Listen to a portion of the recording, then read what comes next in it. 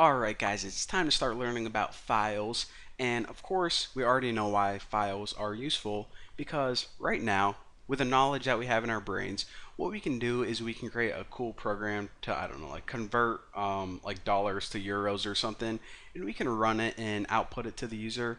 However, whenever the user closes their programs, that data is deleted forever. So it would be nice if we had a way to store the data that our program created, even not only when they close their program, but even when they shut off their computer, they could come back to it. So that's why files are useful, because we can store data that either our program creates or just needs to access. So the first thing I want to do before I start talking to you guys about how to create files, how to read them, how to add crap to them, is basically this. There are two different types of files that we're going to be working with, or working with files in two different types of ways, should I say. The first one is called sequential access files. And this is pretty much data that we need to create in order 1, 2, 3, 4, 5, 6, 7. The other type of file, actually I'll write this down. Sequential means in order, and we're also going to be working with random access files, and this pretty much means that we can store data all over the place. It doesn't need to be in any specific order. Doesn't make a lot of sense right now, but it will in like 2 tutorials, exactly what these types of files are. So the first thing I want to do is just show you guys the easy one, a sequential access file. So let's go ahead and create a basic file in C. So the first thing that we always need is a file pointer. And it's pretty much a way to keep track of where we are in our file. Pretty much saying, do you want to, start writing text at the beginning, the end, the middle? Well, we need a file pointer to keep track of pretty much where we are, like I said, in our file. So in order to create that, write the name file, all in caps, pointer, because it's a file pointer, and just name anything you want, F pointer.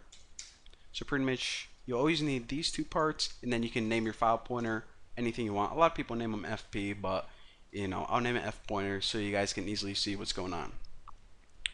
So now we need to open a file to point to, or pretty much use a file. Now there are a bunch of different things that we can do with files. We can write text or create a file, and I'll talk to you guys about the different modes real quick. Now whenever creating a file or writing it for the first time, we use the keyword or the letter W.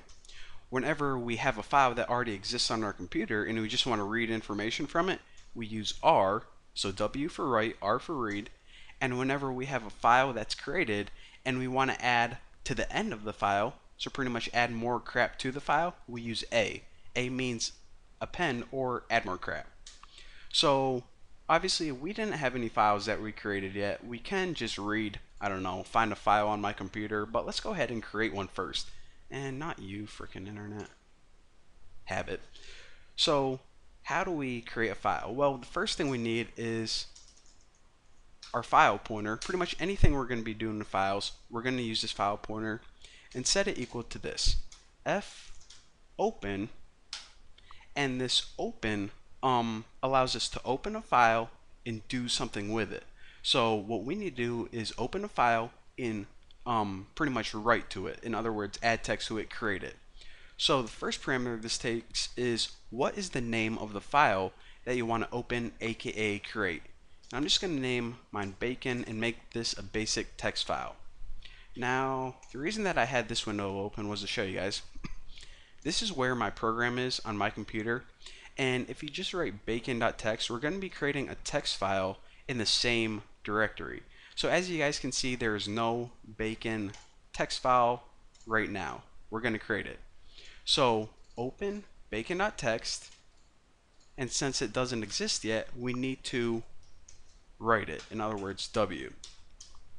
So what this basically does is it now opens your file bacon.txt, and if it doesn't exist, it's fine. It's going to create it for you, and it's going to say, okay, I am now ready to write crap in here. In other words, add text to the file. So in order to write stuff in a file, you need a different type of a print statement. It's actually printf, and this is going to look very familiar. Whenever you would just print stuff on your screen with printf, the function fprintf prints it to a file. Probably the easiest thing we ever learned in our life. Now this actually takes a couple parameters, and by couple I mean two. It's really easy. The first one is your file pointer. And right now, this is just at the beginning of your file. So let me open up Notepad. So again, what your computer is seeing right now is pretty much this, a blank cursor at the beginning of a file that it's going to be bacon.txt. So the next parameter it takes, just like print, is basically what do you want to print or what do you want to write to your text file. And of course, the only thing we can write, I love cheese. And then we can put it on a new line, just like before, and end that. I'll give you a little space so you can see what's going on. So basically, if we just run both of these lines, then it's going to open a file, and since it isn't created yet, it's going to create it for you. We don't need to do it on two separate lines. Pretty freaking cool. And once it's open, it's just going to write something in it. Now, this is actually going to work perfectly, but the one other thing I want to talk to you guys about is just housekeeping stuff, and that is fclose. Whenever we're done with a file pointer, we're going to close it, and this just frees up any memory. It says we're done with this, give that memory back to the computer, you can have your resources. It's just good programming practice. So let's run this and check it out one more time. We don't have any bacon.txt file right now, so I'm going to run this. Okay, nothing displayed, but check it out. If I reopen this, oh, I now have a bacon text file right there. And it has, let's just say 15 bytes in it. So if I open this with Notepad, it says I love cheese. Boom, check it out. What we just did is we created an entire file with C. How awesome is that? Now, I want to point something else out. First of all, as you can see, whenever that little console opened, we closed it out, our file still exists. So this is a way that we can save data even when we close our program. Another thing is this little bit of information. Say we run this program again and we write bacon is good. Well, with this W mode, this write, what happens is it says, okay, this is pretty much creating a new file. So if you run this program again, since we already have a bacon.txt file, I'm going to say, okay, delete that old one and create a new one with this. So it runs it again, but now check it out. It says, okay, your file has been modified. Do you want to reload it? Yes. It now says bacon is good. So remember, with W, whenever you run your program more than once, it overwrites the old file since it pretty much is always creating it from new. And if you guys want to know how to add stuff on to the end of your file, like you might have expected, I'm going to be showing you guys that in the next couple of tutorials. But for right now, this is how you open, aka create a file. This is how you add text to it.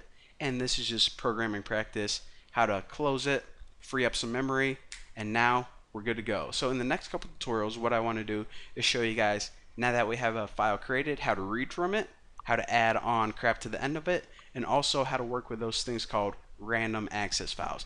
It's going to be freaking sweet. I'll see you then.